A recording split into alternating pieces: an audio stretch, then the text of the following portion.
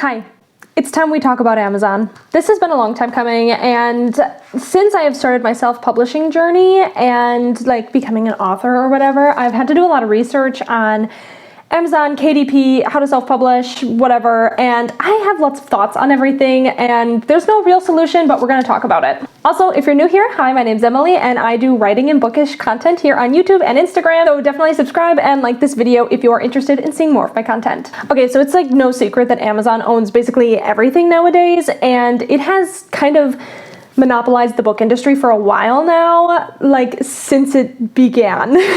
That is because Amazon buys their books at a lower cost. That's why they can sell their books at such low prices versus every other bookstore ever. That's not what I'm going to talk about today. Also, a disclaimer, there's no hate to anyone who shops on Amazon. I have to shop on Amazon. Everything is so expensive, and sometimes that's the only way that we can afford things. And so this is not hate towards anyone who shops on Amazon or whatever. That's not what this is about. What I want to talk about is how the publishing industry, and specifically self-publishing, is being affected by Amazon, and how everything is kind of being funneled through them, and how it's really hurting the self-publishing and the publishing industry as a whole. Now, I don't want to say self-publishing is gonna die or something like that. It's probably not. It's thriving. I feel like indie authors and self-published authors are doing better than they ever have. I feel like the resources are there now to have good, solid products, and for people to be able to own those products and those books in their Kindle or in paperback or anything like that. Print on demand has never been doing better as far as I understand. So let's get into it. As always, I just want to clarify, I'm not an expert in this field. I'm just now in the process of self-publishing my first book.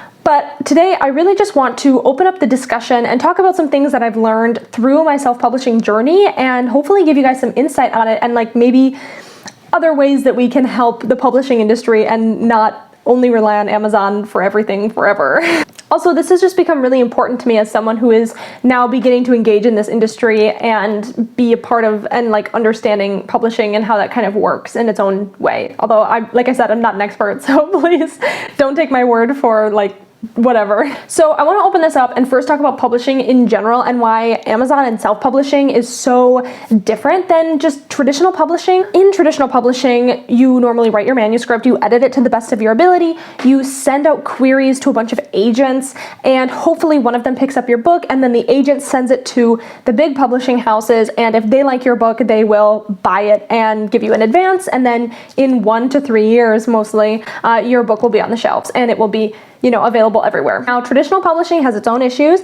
That is going to be a video in and of itself, so I'm not really going to dive into that in this video. But basically, we have known for a long time that big publishers are not very diverse in a lot of different ways, and a lot of marginalized authors, or most marginalized authors, have been kind of shut out of the conversation. But on top of that, just in general, getting your book traditionally published is incredibly difficult. I've seen statistics that say just to get an agent, it's 1 in 1,000 or 1 in 6,000, because these agents are just getting flooded with manuscripts, and they have to kind of sift through them and find the diamonds in the rough, and lots of people are being overlooked, and especially marginalized authors are being affected by this, and their books aren't being represented and in turn being sent to traditional publishers for one reason or another. Also, since the pandemic began, the amount of people writing books for whatever reason has just exponentially grown. And so these literary agents who maybe were seeing 1,000 submissions in a year are now getting multiple thousands of submissions in a year, and it's just flooding the market, and these people can't keep up. So your chances of getting an agent in the first place has just drastically gone down from where it was even 5 years ago. And that's just books that fit the market. If your book is in a specific niche that these traditional publishers aren't going to have any interest in anyway, even if it sells really well, they aren't going to pick it up because it's a risk. And at the end of the day, traditional publishers are companies, and they have to decide what risks they're willing to take in this gamble that is your book, and a lot of the times they end up wanting to play it safe, and that is why we lose out on so many of these amazing books, and that's why a lot of traditionally published books end up being, very one-sided, very one thing, and that's why all of the books that you'll see are in certain tropes, and they're all going to follow specific formulas because that's what sells, and that's a safety net for them. They know that that book is going to do well, so those publishers are more willing to take on the risk of that book.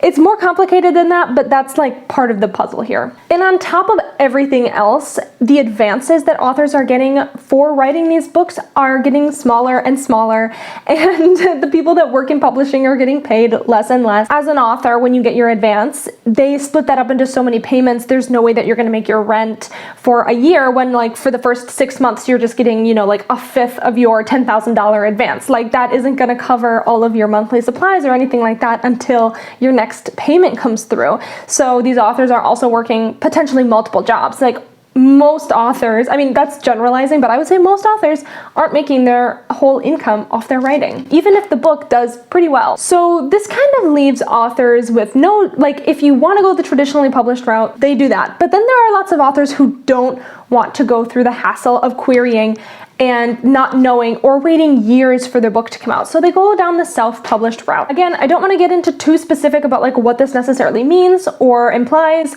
but when we talk about the options of being able to self-publish your book, there aren't that many options. And a lot of them have pros and a lot of them have a lot of cons that come with using them. And by that I mean there's different ways that you can publish your book. So there's like Lulu, there's Ingram Spark, Draft to Digital, Amazon. There aren't a lot of options, and a lot of them have a pretty long con list. But for this video, I want to focus on Amazon KDP and why self-publishing through them is becoming kind of a dangerous game, because they're, in my opinion, sort of forming a monopoly on the whole book business in general. And I know a lot of people have been talking about the whole Audible situation. I know Brandon Sanderson, Daniel Green, and a bunch of other people have already touched on this. So I don't really want to talk about audiobooks. I want to talk specifically about ebooks. So Amazon KDP is Kindle Direct Publishing. This is where anyone, literally anyone, can upload their book for free. They get a free ISBN or ASIN, since Amazon doesn't use ISBNs. They format it for you. You can create your cover on Amazon for free. You can do everything through them for free and upload your book and have it in people's hands by the end of the day if you wanted to. So it's kind of amazing. Literally anyone could do this. You could go on Amazon KDP, make an account, do all of the things that you need to do, and have your book up and ready to be purchased by the end of the day. I mean, I think sometimes there's like a waiting time between like when people can start actually buying it, but you can have your book available like within the next couple business days at the latest, and people can buy it and just, it's there. So you might be asking yourself, Emily, what's the problem here? This sounds like amazing, especially for authors. But the problem with Amazon and KDP is exclusivity. And I'll get into that more, but basically, there are different levels of like what you can publish on Amazon. So you can just go through Kindle Unlimited, which is where people pay, I think, $10 a month, and it's basically Netflix for books, where you can read as many books as you want for free when you have this subscription, and then authors get paid per page read. And then for authors, there's also other options like Kindle Select and Kindle Vella and all these other like little things that you can make your book exclusive through them. So if you enroll in the Kindle Select program, you cannot have your book, specifically your ebooks, I don't know about paperbacks, if you publish it through Kindle Select, you will not be able to sell your ebook anywhere else. Meaning it can't be in libraries, you can't buy it off Barnes & Noble or Kobo or any of these other websites that sell ebooks. You have to do it through Amazon. And if you do this, you get a ton of perks. Like, you can put your book on sale for 99 cents, but still get the same royalty rate as you would if your book was normally priced.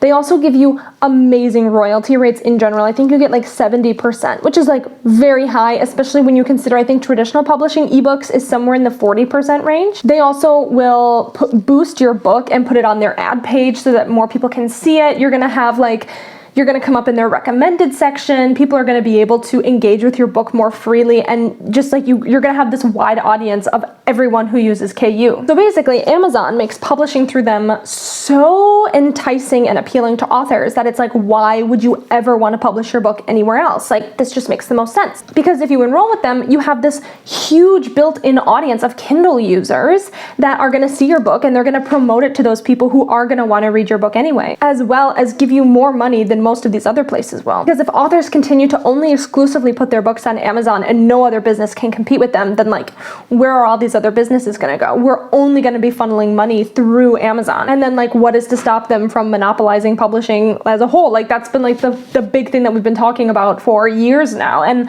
it hasn't happened yet, but I feel like we're slowly inching towards it every day.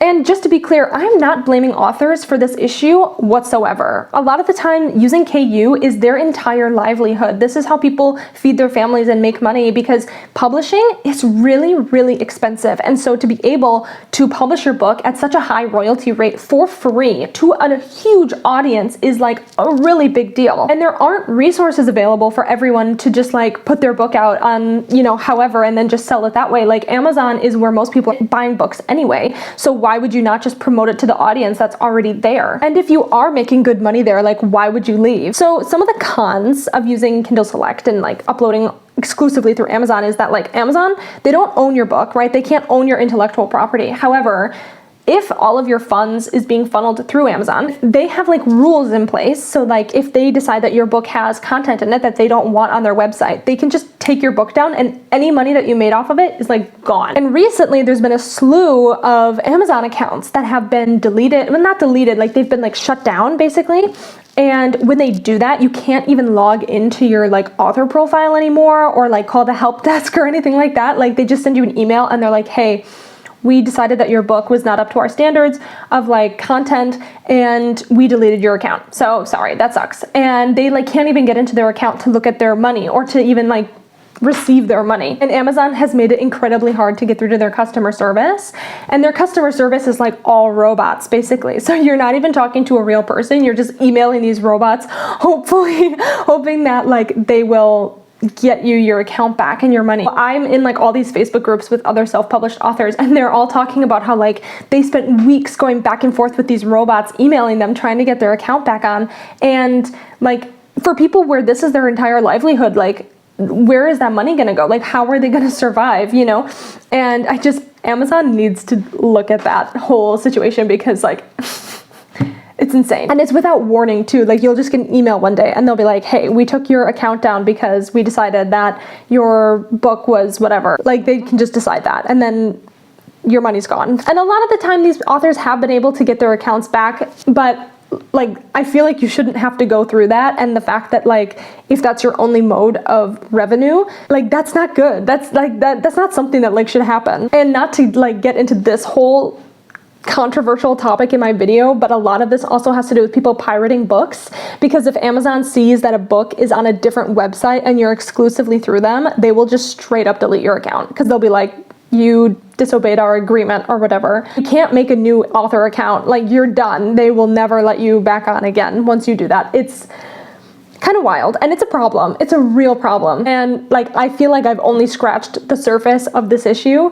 and it goes so much further than that. And so the next question is like, what are the solutions? And honestly, I don't have a lot right now. There are other platforms that you can upload your book to, like Scribd and Kobo, and like, honestly, going direct with companies is going to be the better way to do it, because if you go direct through different companies, they normally give you a better royalty rate. I don't know specifics on how good it is compared to Amazon. And for me in my publishing journey, I chose not to be exclusive to Amazon because I wanted anyone to be able to read my book and to have it available on a bunch of different platforms. And in the end, it might hurt me because I don't have this built-in audience through Amazon. They're not going to be promoting my book to readers the way that they will if I had gone through them. But at the end of the day, I wanted to be able to support other businesses and not, like, I wanted to give people the choice to buy it off Amazon, because I know that that's the most like available website to buy books off of. But I wanted the option to be there for people to not support Amazon if they didn't want to, and to support other businesses or other websites if that's what they wanted to do as well. So Amazon has got some real issues going on here, and I'm just one person. I can't solve it. I'm just one author, like, still new in my journey, and I'm not smart enough to fix this even if I wanted to. But I want to talk about it because I think it's important that like we discuss it as a bookish community, because we need to be considerate of where we're buying our books from and why we're buying it from certain places. And it's also a double-edged sword, because this has allowed so many marginalized authors to share their books when they haven't been able to get traditionally published, or for authors who just want to self-publish because they don't want to support these big publishing houses that make millions and millions and underpay everyone else. I think we should be able to support indie authors but not have to do it through Amazon. Like, that's my dream, my goal. Like, they just make it so hard. Now, please don't take away from this video that you shouldn't support indie authors if they're exclusively on Amazon. Obviously, you should be supporting them. It's not my intention with this video at all. I just want to bring attention to this problem, because I feel like we have a responsibility as consumers in this industry to do our part and help make it better for everyone. I think that Amazon has done a great job in allowing marginalized and indie authors whose topics are very niche or who are not able to get traditionally published a platform, and to allow them to make money and a living off their writing. I think that that has been so important, but I just wish it wasn't the only option. Let me know your thoughts down below on this whole issue, and like what your thoughts are on the publishing industry right now, and like what we should be doing to help authors and readers step away from Amazon. So let me know in the comments down below. I'd love to hear from you. This is an ongoing issue, and it's not going to be solved today, and it probably won't be solved in a year, but I think every time we talk about it, we get a little bit closer to figuring it out. Thank you as always for watching. If you enjoyed this video, please be sure to like and subscribe to my channel for more of my writing and bookish content. As always, I hope you have a great rest of your day, and I will see you in the next one.